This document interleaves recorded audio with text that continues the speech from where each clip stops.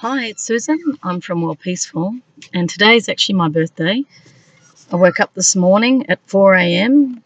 feeling very concerned about what's going on in the world. And to be honest, I went and sat out in the bush and I asked my father, actually, who passed away last year, to help me on what I can do.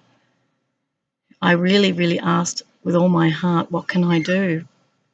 Because I really know that the world's not in good shape and we're being run by people who are very blinded by the impacts of what they're doing. And I have real concerns about the survival of our species. The release of viruses, the biosecurity, I have concerns about that because there seems to me to be a ruthless pursuit of profit, which is completely disconnected from those at the bottom. I've been homeless for 2 years myself. I've experienced extreme poverty, and I've been impacted by the various people I've connected with, either by email or in person. And what has been really a keen observation has been the lack of empathy. Now, I'm trained in peace education. I'm trained as a conflict resolver. I'm trained in economics. I've been a market analyst. I've been a world peace clown, travelled the world, and I've always cared about people, which is what probably moved me into the areas that I went into myself. I work tirelessly for the betterment of humanity, and I'm constantly trying to work out how to improve the situation. I work for no income. This is very much all my work that I've done is an act of love. I've done over 500 videos. I've done well over 3,000 posts on one blog. I've done about 800 on another, 500 on another 2 blogs. I've written, I think, about 8 books. I've extensively tried to make a difference in the world, not for my own sake, but because I really am concerned about the future of children. And on the other hand, I was very inspired to do everything I've done. So today, being my birthday, and working very hard from 4 a.m. because I actually did a lot of blogging today. Anyone who goes to my Twitter account will see just how much I was inspired to post, because really I saw in moments of inspiration that really my life is awakening to many things. I've done a lot of research. I haven't pulled it all together yet, but I'm getting the clear impressions because I'm seeking out the truth. I want to know what's caused this psychological disconnect, what's caused this pathological indifference to those suffering at the bottom. And it's not just this generation, it's been going on pretty much since, I would imagine, the agrarian revolution. When we sort of moved out of nomadic lives, I'd say slowly but surely we've been disconnecting. When technology came on stream, we massively disconnected. And yes, we can marvel at all our technological brilliance, but at the end of the day, if we don't know how to be kind to one another, if we don't even look each other in the eye anymore when we're walking down the street, if we completely lose connection with our society because of technologies like iPhones and so forth, then what's the point of being here if there's no connection with each other? People can say the internet's a place that connects, but it may well technically connect, but it doesn't emotionally connect. There may be instances, sure, of people who make friends and fall in love and all the rest of it, but ultimately it's a very solo activity, and it's not the same as sitting in front of someone and actually forming relationships. So we've got trends happening these days where they're collapsing education, we're privatising off everything. We're moving to these online digital realities. There's constant talk of disruption, which doesn't seem to have much empathy for the consequence to the people. whilst in pursuit of these massive profits, and at the same time facing ecological collapse, family breakdown, increasing homelessness, increasing unemployment. Over 1 million. Some people have quoted 3 million here in Australia out of a population of 24 million. It's huge. And with disruption and automation and AI, we're looking at 40% unemployment. I mean, this is massive. And that seems to be okay for those in authority. It's like that's going to cause massive social problems. What about the children when they're growing up in severe poverty because their parents can't get work? We've automated out all the retailers. Everything's online. There's no more cash floating around the society. What happens to the poor? Where do they go if they're hungry? They can't even beg for money.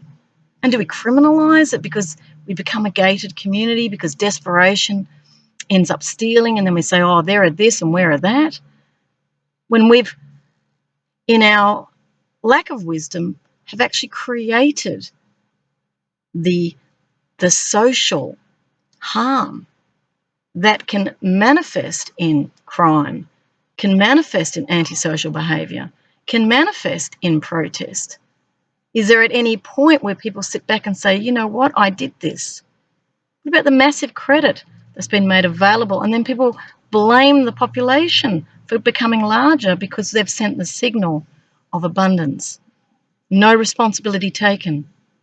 What about the massive concentration of wealth?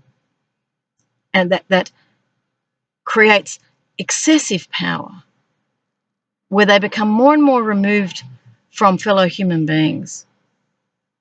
We're born into this world equal and we leave this world equal. Whether you agree or not with that is irrelevant. This is the truth of the matter, because when we go back to where we come from, on the other side, we're all the one thing. So I'm starting with that before I get into this book. This book I bought for myself. This is my birthday present, Disaster Capitalism. I just sort of went for a wander through a bookshop and had a look at a few books, actually. Another one is Brian Toohey. He's a journalist. I picked up a book of his where he was talking about secrecy in Australia. It's well worth looking at, and it's got issues about Pine Gap. In fact, the Pine Gap was going to be sold off. So I had confirmation with some of the other research I've done, because what I'm interested in is foreign influences here in Australia. ASIO's announced we've been penetrated by foreign interests, but I get concerned when I hear these things, because I don't know if people are speaking the truth or whether they're spinning more stuff, because now we know that intelligence agencies are all sort of cloak and, smoke and mirror. We can't be believing what they're saying. And then we've got black operations. We don't know if they're real events happening or fake events happening, or whether it's created on the internet or not. The fundamental lack of trust in government and those in authority is really, really the issue these days. And the thing is, we do not want to lose government and have it replaced by some global new world order that wants to control all of it. So we have to be extremely vigilant, and we have to get across these issues. Very important. So this book, I'm going to read the introduction, which is called The Mad Max Economy. You can see I've been scribbling on it already. The author is excellent writer, Anthony Lowenstein, and his title is Disaster Capitalism, Making a Killing Out of a Catastrophe. And this, again, is where I'm just blown away. So it starts with a quote: "Sometimes we win the skirmishes, but the war continues." Rebecca Solnit, 2011. Back in 1972, Jorgen Randers, today the Professor of Climate Strategy at the Norwegian Business School, published a book called Limits to Growth. He warned of the devastating impact of population and economic growth on a world of limited resources, revisiting that prognosis in a 2004 essay. He found that his predictions were correct and that global leaders had been much remiss in ignoring the urgent need to battle unsustainable development. Rander's key argument was a challenge to the inherent rulers of capitalism. By 2015, he was pessimistic that the current financial order was capable of, or even had any interest in, reducing the devastating effects of climate change. It is cost effective to postpone global climate action, he wrote. I just want to add in here that Buckminster Fuller also challenges the notion that it's not a question of overpopulation. And I say that because I know there are people in that top 1% who want to depopulate. And there's certainly been arguments of bringing it down to 500 million, which is on the Georgia Guidestone, so you can look that up. I feel very strong inspiration to send out caution that the issue is not actually overpopulation, the issue is overconsumption.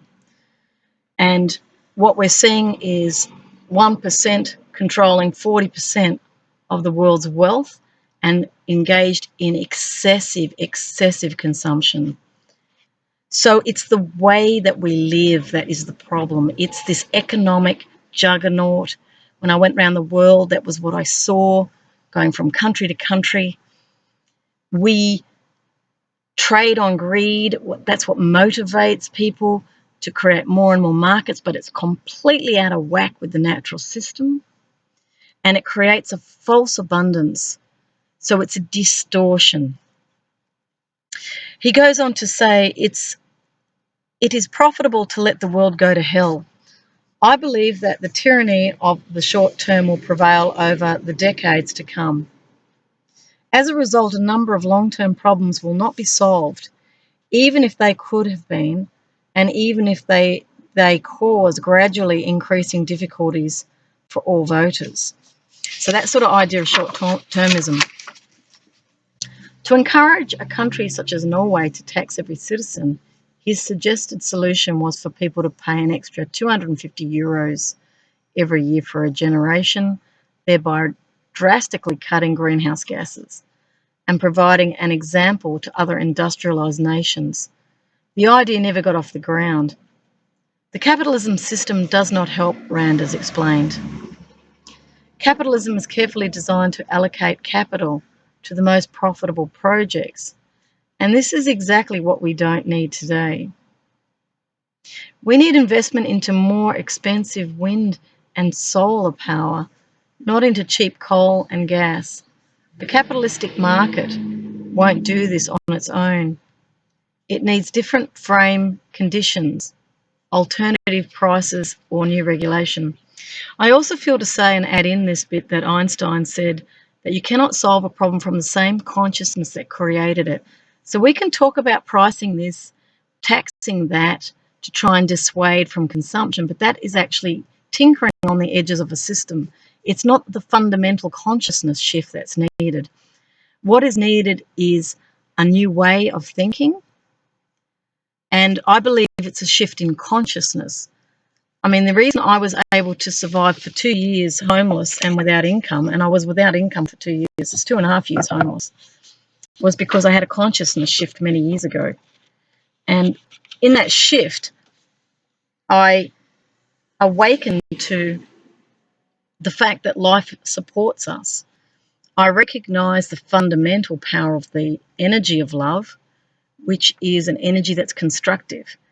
The fear-based energy is destructive, and I'll give you an example of Dr. Emoto, who did experiments with water that he froze in vials, but he froze only after people had been staring at that vial of water with either a negative thought or a positive thought. Could be, I hate you, get out of here, you're awful, or something like that. On the positive side, I love you, I care about you, I am encouraging you. So when he froze the water vials after intent had been focused on the water, because intention and focus is energetic. So when you're looking at something, you're actually impacting it through intention. The thought process is an energetic process. And what he found was that the water was symmetrical when it was positive thoughts, and it was all over the place in disarray or chaos when it was negative. So that provided an evidence base that whatever we think about, we bring about. If we're thinking in negative ways, we're actually creating the very terrorism, the very collapse, the very violence that we say we don't want. You cannot change that negative with a negative by punishment or jailing people. You can only shift or manifest new circumstances through focusing in a different way. So you start to envisage what it is you're wanting. But before we can get to what we're wanting, people do need to be informed as to what has gone wrong, because they're not going to put any work into creating a new future until they're convinced that the current one is not actually working. For the moment, people have still got jobs, it's still business as usual, but there's a deep and prevailing fear going on in society. I've seen it in the eyes of the people. When anyone challenges, I went to the Julian Assange protest here in Melbourne. I was just watching. I didn't participate. But what I saw was fear in the eyes of the people walking past, because they're afraid of anyone that is seen as dissenting. When it's a democratic right, we can't learn unless we hear from contesting voices, challenging voices. That's why I speak very openly with my videos, because I'm a fundamental believer in speaking truth, of being open to other truths as well.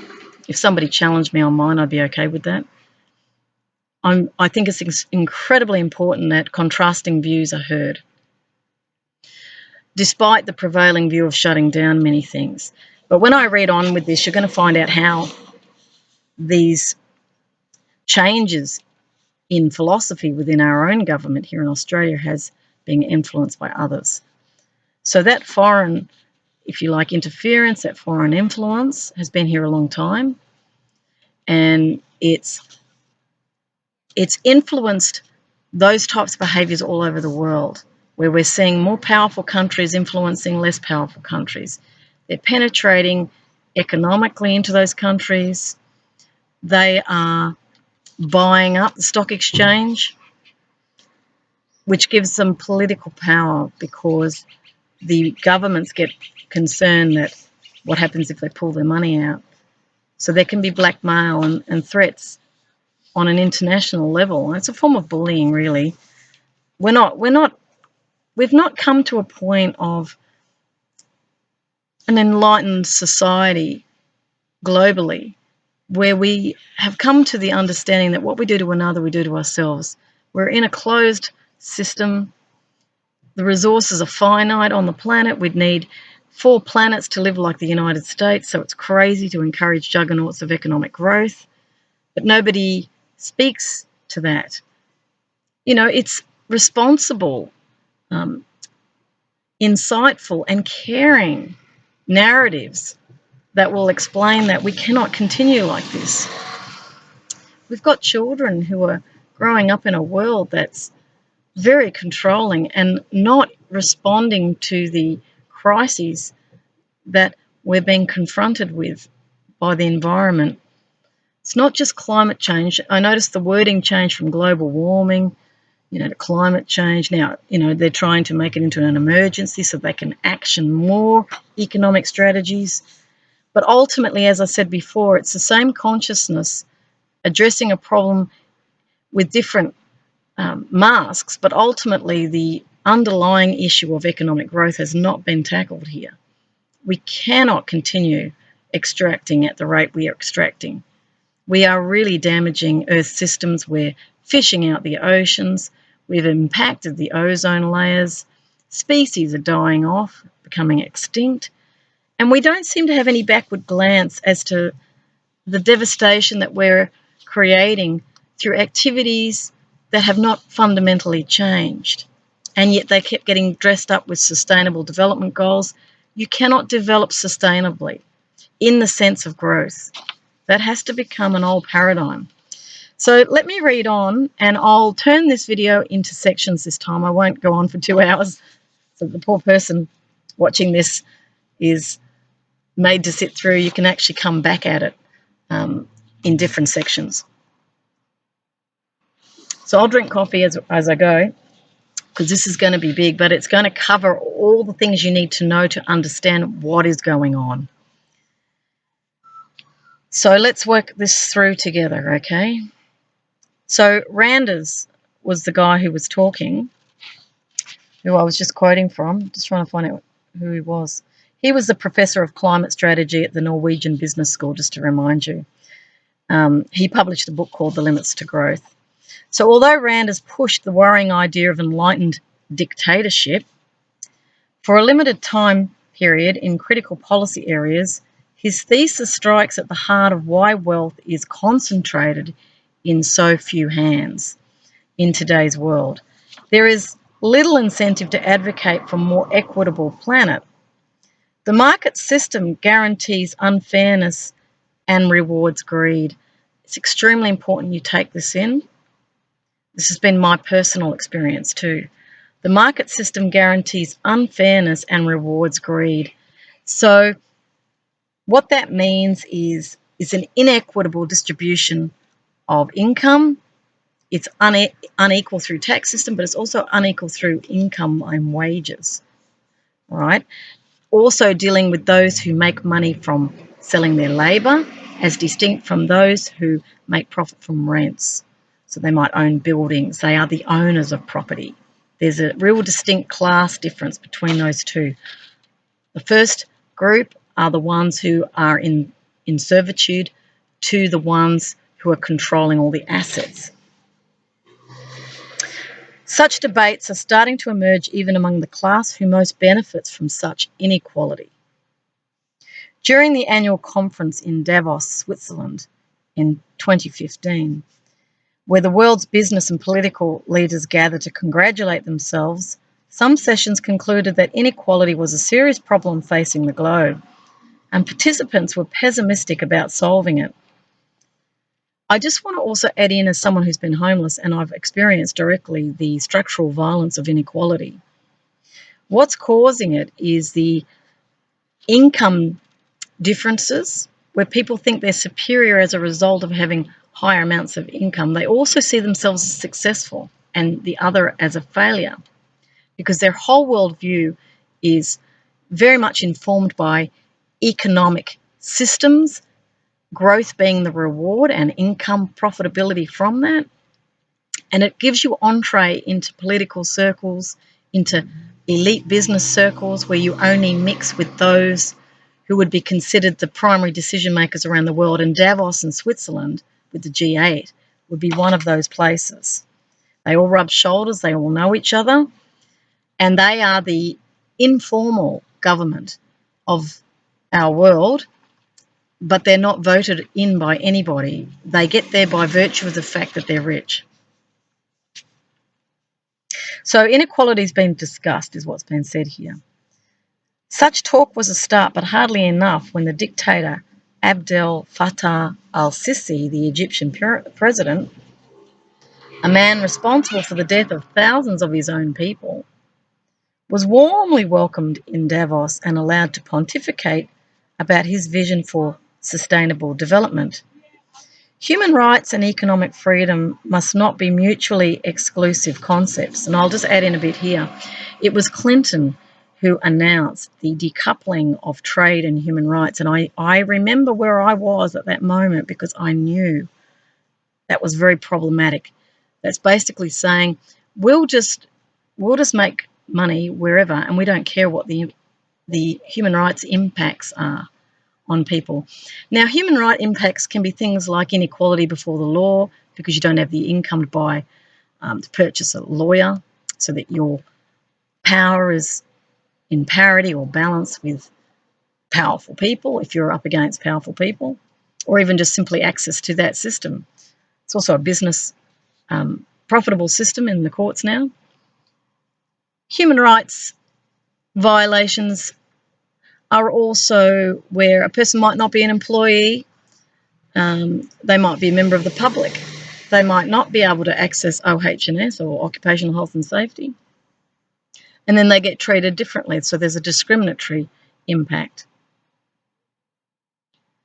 Gender can be a human rights violation if they think that you are vulnerable, if they have prejudices around women, which is still very deeply embedded within the masculine, because it's been rewarded and it's been reinforced, particularly in the areas of science, technology, engineering and maths.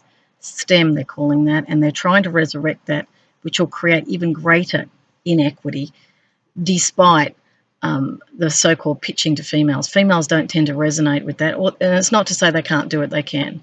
Russia proved that, or the USSR proved that they had many women scientists.